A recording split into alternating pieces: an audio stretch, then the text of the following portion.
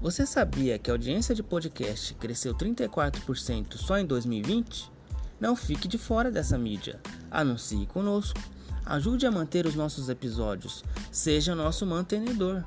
Envie um e-mail para papodegarage@gmail.com papodegarage@gmail.com ou compartilhe os nossos podcasts com seus amigos.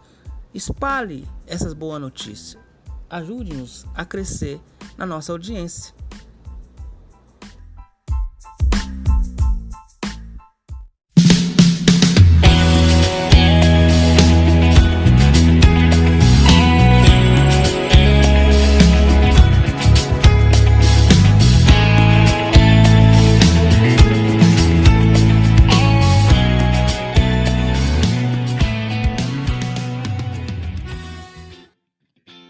Olá vocês, sejam muito bem-vindos a mais um episódio do Papo de Garagem, o seu podcast semanal.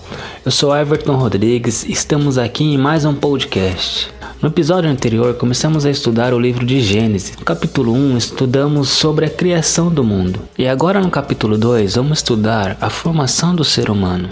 Que ser é esse? Como ele foi formado? Mas antes, vamos aos nossos recados semanais. E nos recados dessa semana, quero falar desses nossos patrocinadores que estão conosco desde o nosso segundo episódio. Adrilins Contabilidade. Está precisando abrir ou cancelar uma empresa? Precisa realizar o seu imposto de renda para não ter problemas com a receita? Procure a Adrilins Contabilidade.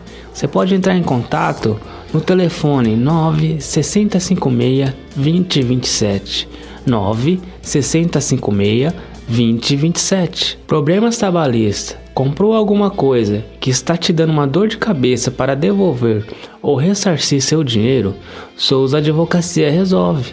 96056 2027 96056 2027. E hoje também quero falar de mais um novo patrocinador, Berenice Comidas. Precisando de bolos, salgados e doces para suas festas? Berenice Comidas. Deu aquela vontade de comer um bolo num pote e além disso ganhar um super desconto na sua compra? Berenice Comida. Você que é nosso ouvinte, dizendo que ouviu o anúncio em nosso programa, você ganha um super desconto. Olha que coisa boa. Vai perder esse desconto? Ligue lá 965226748 ou entre em contato no Instagram. Aproveite e siga ela lá no @Berenice Comidas. Você, empresário, autônomo, microempreendedor, quer anunciar aqui conosco? Então manda um e-mail para garagemdabenção79@gmail.com garagemdabenção79@gmail.com. E se você deseja ajudar a manter o programa no ar, seja nosso mantenedor. Nos mande um e-mail também e te daremos todas as informações.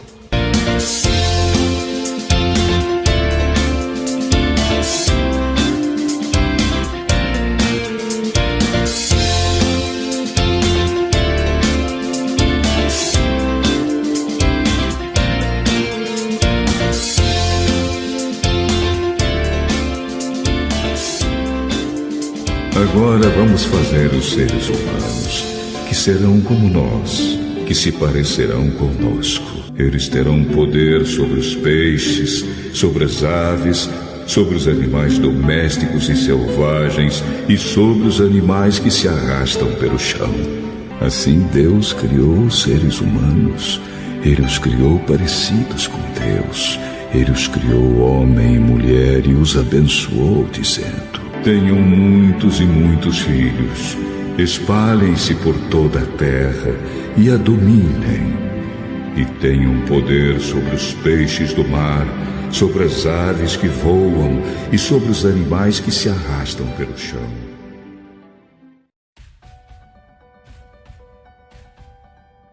Os primeiros capítulos de Gênesis, após o século XVIII, já foram e continuam sendo questionados por teólogos e ateus. Creio que devamos entender o propósito e o ambiente cultural onde foram escritas essas narrativas. Os dois primeiros capítulos de Gênesis têm um caráter confessional. Eles nos mostram que Deus é soberano do universo. Não devemos esquecer que naquele tempo, naquela região, havia muitas narrativas sobre a criação do mundo. Uma dessas narrativas é a chamada Enuma Elish, uma narrativa síria. Em linhas gerais, nos diz que o universo foi formado depois da batalha entre deuses nos céus, e os restos mortais dessa batalha serviram de material para a criação do universo. Não nos restam dúvidas de que o relato da criação na Bíblia tem um caráter apologético, que nos mostra Deus como absoluto soberano de todas as coisas, que não precisou brigar ou mesmo disputar com ninguém a criação de todas as coisas. Há um propósito teológico nesses primeiros capítulos, pois cada povo tinha sua própria narrativa da criação do universo. Em contraposição com as outras narrativas da criação, em Gênesis Deus cria todas as coisas a partir do nada. Deus não precisou pegar um material pré-formado, algum tipo de matéria-prima, para a criação do mundo. Ele simplesmente usou sua palavra. Em Gênesis 1:1, há o uso de um verbo em hebraico que pode ser usado em uma única situação, bará. Este verbo é usado apenas quando algo surge do nada. Vamos observar aqui a estrutura da criação. No dia 1, haja luz. No dia 2, Deus criou o firmamento, algo que separa e sustenta a água das águas. No dia 3, houve a separação da terra das águas. No dia 4, o sol, a lua e as estrelas surgiram. No dia 5, animais aquáticos e as aves. No dia 6, animais domésticos, selvagens e o homem. Note a correspondência entre os 3 primeiros dias da criação e os 3 últimos. Note também como Deus preparou de antemão a estrutura para cada uma das criações que viriam em seguida. Observe que há uma progressão na criação do mundo por Deus. Deus poderia ter criado tudo de uma única vez, e a ciência confirma que houve uma progressão, um desenvolvimento do mundo. Portanto, mesmo a Bíblia não tendo um caráter científico, ela não contradiz a ciência. Outra coisa que observamos nessa estrutura é que Deus deixou o ser humano por último, ou seja, Deus havia preparado todas as coisas, todo o ambiente antes de criar o homem. Assim como os pais preparam o quarto para a chegada de seu filho ou de seu bebê, Deus preparou o mundo para a habitação do homem. Deus não precisava de nada que fora criado, pois ele existe nele mesmo. Logo, podemos afirmar que o foco até aqui é a criação do ser humano. Podemos observar na estrutura algo que não fica claro quando lemos a Bíblia em um idioma diferente do original. A estrutura da narrativa hebraica, por exemplo. A poesia hebraica não se caracteriza pela rima, como estamos acostumados, mas se caracteriza pela forma escrita. Observe a correspondência entre os verbos 1 e 4, 2 e 5 e 3 e 6.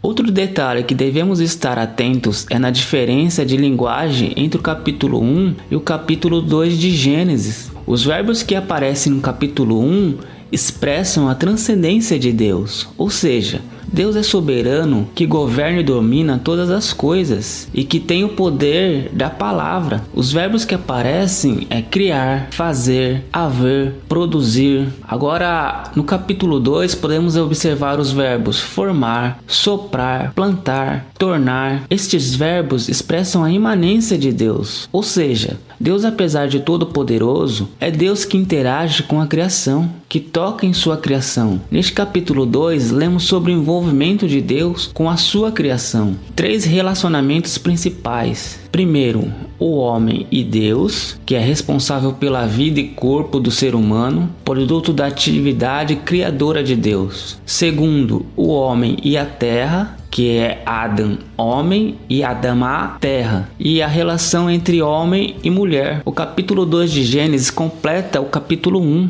O estilo da narrativa é diferente, e essas duas narrativas trabalham juntos para gerar o retrato de Deus soberano e pessoalmente envolvido na sua criação. É interessante notar que a relação criador-criatura coloca a separação entre Deus e a raça humana, mas também cria o elo entre um e outro. Esta relação não lhe foi acrescentada, mas é a base da sua humanidade. O ser humano é diferente de toda espécie criada, pois segundo o Salmo 8, Deus fez o ser humano um pouco menor que os anjos e colocou sobre toda a criação. Algumas Bíblias traduzem por anjos, outras traduzem por seres celestiais. No capítulo 2 de Gênesis, o autor claramente diferencia o homem das demais criaturas quando enfatiza a transferência direta do sopro divino ao homem. Isso não é citado em nenhum outro ato da criação. De acordo com o Salmo 42, o homem está sempre inquieto na busca por Deus. E essa inquietude é uma das razões da religiosidade do homem. Até um ateu faz suas pesquisas para provar que Deus não existe, pois se não houvesse Deus, não haveria o ateu. A relação da dependência do homem para com Deus é comparada com a dependência dos animais pelo meio ambiente na qual vivem. Agostinho escreveu sobre essa dependência no início da era cristã. Há pouca menção no Antigo Testamento de que o homem é feito à semelhança de Deus não deve ser o pilar principal deste conceito, pois essas passagens deveriam ser pesadas ao invés de contadas. A expressão a imagem, Tselem e semelhança demut ocorre apenas 4 vezes no Antigo Testamento, todas em Gênesis. A palavra Tselem significa imagem ou estátua representando um ídolo. Já demut significa representação ou forma de uma imagem esculpida. Essas palavras não devem ser interpretadas distintamente, pois o paralelismo entre elas nos dá a noção completa da obra de Deus. Esta expressão não é associada a nenhuma outra criação, além de aplicar-se à mulher de igual forma. É interessante notar que, apesar dos significados de Tselem e demut, o Antigo Testamento nega qualquer tipo de espírito ou sopro divino nos ídolos esculpidos, mas afirma que o homem foi criado como representação de imagem esculpida com o sopro divino nele, que é o Neph. Havia o conceito de um fluido divino, as quais eram esculpidas ou a própria pessoa viva poderia conter essa substância, geralmente o rei. Qualquer semelhança aqui com a dominação e poder não era mera coincidência. Porém, o Antigo Testamento rejeita fortemente esta ideia. Basta ler o profeta Isaías e seu irônico texto sobre os falsos deuses. De fato, durante a história, esta doutrina tem sido discutida de várias maneiras por muitos teólogos, cada um deles influenciados pelos conceitos religiosos e filosóficos de seu tempo. O livro apócrifo de Eclesiástico, escrito no século II a.C., tem uma abordagem semelhante à de Gênesis, enquanto que o livro também apócrifo Sabedoria de Salomão, escrito no fim do século I a.C., prepara o caminho para o conceito de que a imagem do homem não está sujeito à queda. O Novo Testamento também cita o homem como imagem de Deus, porém Jesus nunca usou a expressão imagem de Deus. Devemos ter o cuidado de não defendermos uma dogmática sobre a condição inicial do homem a partir do imago Dei, pois não é o propósito do Antigo Testamento fazer isso. Calvino já escrevia, no sentido geral, que a criatura de Deus no universo é a criação mais importante de Deus. E no sentido mais especial, a relação Adão e Eva como modelo de relação de Deus e homem, o conhecimento mais acurado desta relação só pode ser ganho por meio da reestruturação da natureza corrupta em Cristo. Já Emil Brunner, ele diz que o homem não perde a imagem de Deus mesmo em pecado. Segundo o Novo Testamento, o homem deve dar a resposta na qual Deus deseja, resposta do amor, não apenas em palavra, mas por toda a vida. Já o teólogo Strong, ele diz que quando o homem pecou, mudou de direção em relação a Deus, em sua regeneração volta à direção original. Ou seja, o primeiro sentido refere-se ao aspecto humano do homem, e a criatura reflete a Deus nos cosmos. Já o segundo refere-se que a imagem renovada do homem, criada para relacionar-se com Deus, pecou. Quis ser o próprio Deus, ao invés de ser apenas o representante dele na terra. No primeiro século depois de Cristo, Irineu foi o primeiro a separar as várias partes do ser humano como base na expressão imagem e semelhança. Para ele, a imagem era a racionalidade do ser humano, enquanto a semelhança representava a autodominação que se perdeu na queda, mas que era recuperada com a conversão a Cristo. Este conceito perdurou por quase 1500 anos, até a época de Martinho Lutero, que interpretou esta expressão como um paralelismo do texto hebraico. Karl Barth afirmou que na queda, a ligação do homem com Deus foi totalmente rompida. Então podemos concluir dizendo que o ser humano é o único ser criado semelhante ao seu Criador. Nós o representamos e exercemos parcialmente seu poder na terra. Somos responsáveis pelo modo como agimos perante ele e para com o nosso semelhante, pois somos todos feitos à imagem e semelhança de Deus. Então, quando nós lemos o capítulo 2, nós vamos observar que Deus forma o homem do pó da terra e sopra em sua narina o fôlego de vida e o homem se torna um ser vivente. O texto ainda, mais detalhado, nos informa que Deus fez com que o homem caísse em um sono profundo e enquanto dormia, tirou-lhe uma costela da qual formou a mulher. A questão da criação do homem é significativa, porque de fato nos revela quem nós somos. O ser humano é criatura e jamais pode ser divinizado ou comparado ao Criador. Ninguém pode imaginar a ser mais do que é. Outro ponto a destacarmos é que o ser humano é frágil, e o fato da Bíblia insistir que o homem foi criado do pó da terra tem o propósito de mostrar sua finitude e limitação.